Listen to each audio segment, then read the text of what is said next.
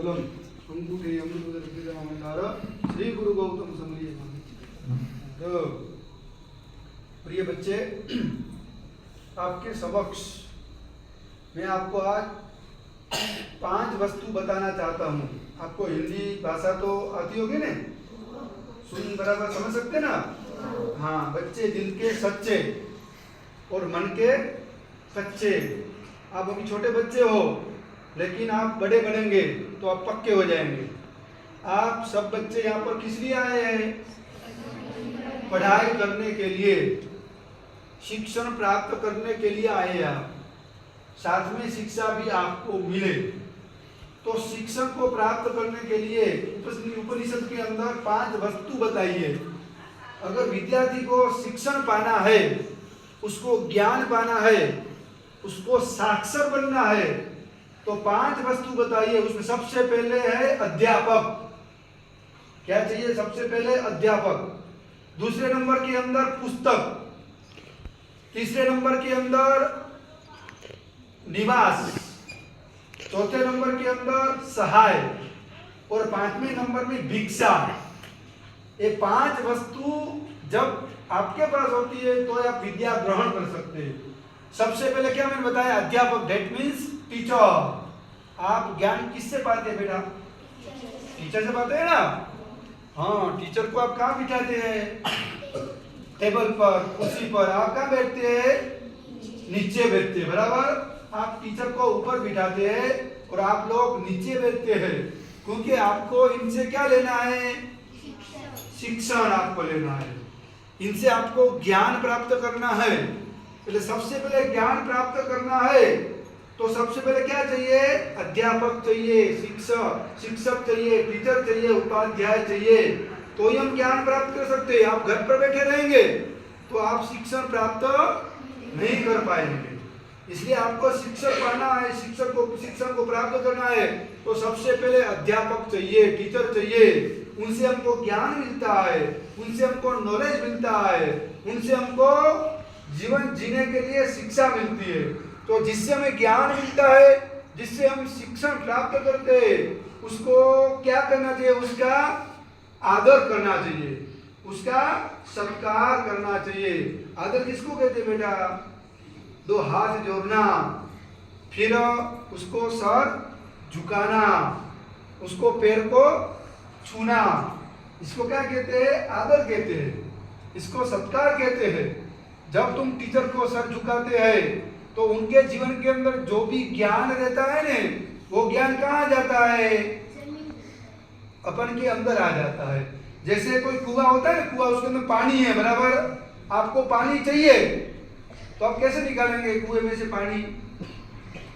एक रस्सी होगी, फिर एक बकेट होगी, बाल्टी, उसको अंदर रस्सी से बांधेंगे, फिर क्या करेंगे? आप नीचे उसको डालेंगे, बराबर। अभी वो बाल्टी है, पानी के ऊपर ऐसे खड़ी हो गई तो उसमें पानी आएगा? उसको क्या करना पड़ता है? बल्टी को झुकना पड़ता है। जब बाल्टी झुक जाती है ना तो पूरी बाल्टी पानी से भर जाती है। तो इसी तरह आप भी जब झुकते हैं टीचर के सामने, शिक्षक के सामने, अध्यापक के सामने, तो उनके जीवन के अंदर जितना भी ज्ञान रहता है वो ज्ञान हमारे जीवन के अंदर आता है। उसको हम क्या कहते हैं? आदर कहते हैं, उसको हम सत्कार कहते हैं। तो सभी बच्चे, जब भी आप स्कूल के अंदर दाखिल हो तो टीचर को आप क्या करेंगे? क्या करते हैं रोज? जैसे आप गुड मॉर्निंग कहते हैं ना, मॉर्निंग टीचर। अभी जब भी आए तो टीचर को हाथ जोड़ के क्या करने का? नमस्कार करने का। क्या करेंगे घर से आप? नमस्कार बोलो, नमस्कार। हाँ, अपन से जितने भी बड़े हो उनको क्या करना चाहिए? नमस्कार करना चाहिए। उनके आशीर्वाद अपन को प्राप्त होते। जैसे आपके घर के अंदर कौन रहते? माता और पिता, बराबर। मम्मी और पापा आपके घर के अंदर रहते हैं। तो अगर सुबह उठ गई, आप उसको क्या करेंगे? उसको क्या करेंगे आप बेटा? उसके पैर छुएंगे, आप उसको पैर छुएंगे आप। फिर मम्मी पापा आपको क्या करेंगे? सर पर हाथ डालेंगे। सर पर हाथ नहीं डालते, लेकिन इस हाथ में से क्या निकलता है? आशीर्वाद निकलता है। मम्मी और पापा, माता और पिता, घर के अंदर रहे भगवान भगवती, उनकी आशीर्वाद मिलते हैं ना, तो आप बहुत आगे बढ़ सकते हो, आप अच्छे इंसान बन सकते हो, कोई भी फील्ड के अंदर आप अच्छी डिग्री को प्राप्त हासिल कर सकते हो। लेकिन माता पिता के क्या चाहिए? आशीर्वाद चाहिए। तो सभी बच्चे संकल्प करेंगे यार कि हम जब भी घर पर जाएंगे, अभी तो आप यहाँ पर रहते हैं ना, बराबर, आपके मम्मी अब कौन है यहाँ? कौन है मम्मी आपके? टीचर, बस यही आपके माता और यही आपके पिता। तो जब तक आप इधर रहे ज्ञान प्राप्त करने के लिए, तो रोज उनको पैर आप छुओ, तो उनके आशीर्वाद आपको मिलेंगे। फिर आप घर पर गएंगे, फिर घर पर किसके पैर छुएंगे? किसके पैर छुएंगे? आवाज नहीं आती? किसके पैर छुएंगे आप? आप प्रॉमिस करेंगे हमारे से कि नहीं गुरुदेव, हम जब भी घर पर जाएंगे तो माता पिता को प्रणाम करेंगे, उसके पैर छुएंगे, उनके आशीर्वाद हम प्राप्त करेंगे, तो यह बहुत आगे बढ़ पाएंगे। छोटी उम्र के अंदर माता पिता के आशीर्वाद मिलते हैं तो बहुत आगे बढ़ सकते हैं। तो सबसे पहले ज्ञान प्राप्त करने के लिए सबसे पहले कौन चाहिए?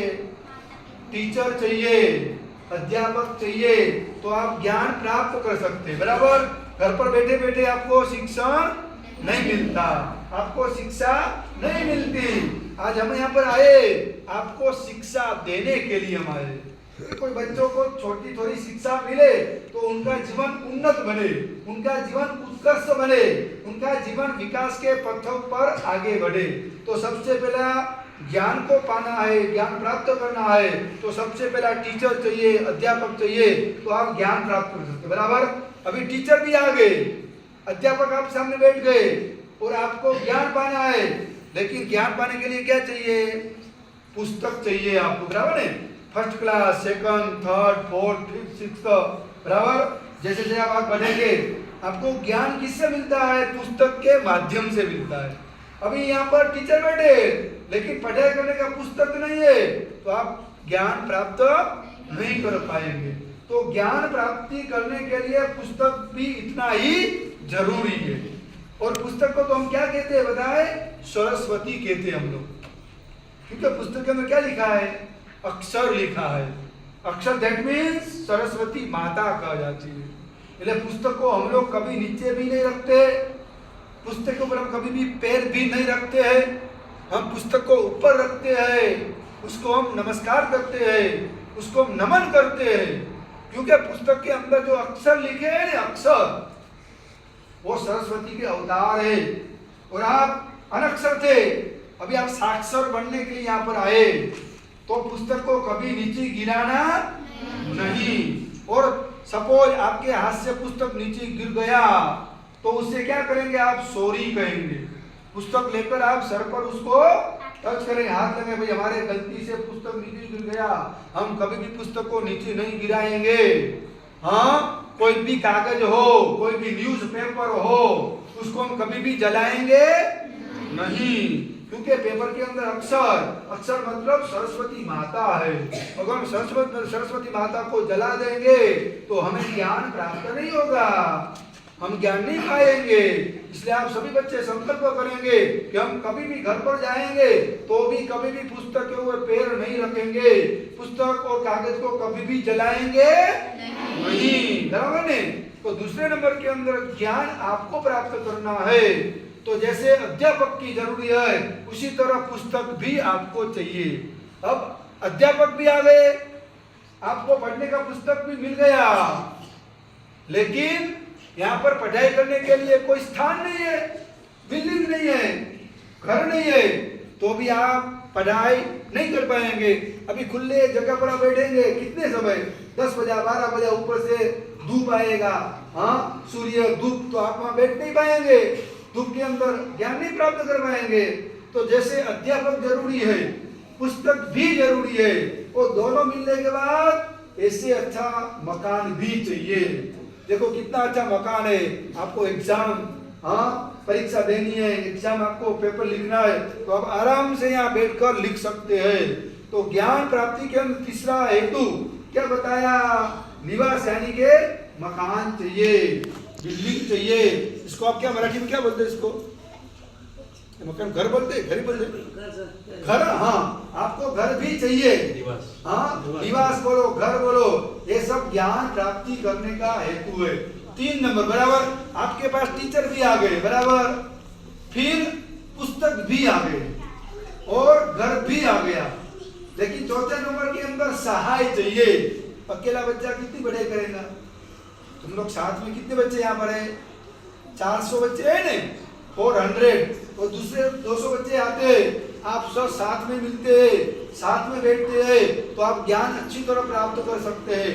तो चौथे नंबर के अंदर आपको ये सहाय यानी कि सहाध्यायी, जब एक बच्चे होंगे तो वो बराबर पढ़ाई नहीं कर पाएंगे, लेकिन 2 बच्चे, 4 बच्चे, 10 बच्चे, 15 बच्चे, 20 बच्चे होते तो पढ़ाई कर पाएंगे।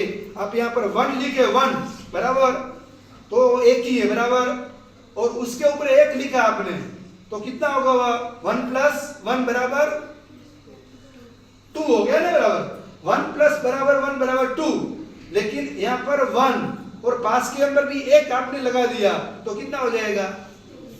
12 हो जाएगा, 11 हो जाएगा। कितना होगा बेटा? 11 हो जाएगा।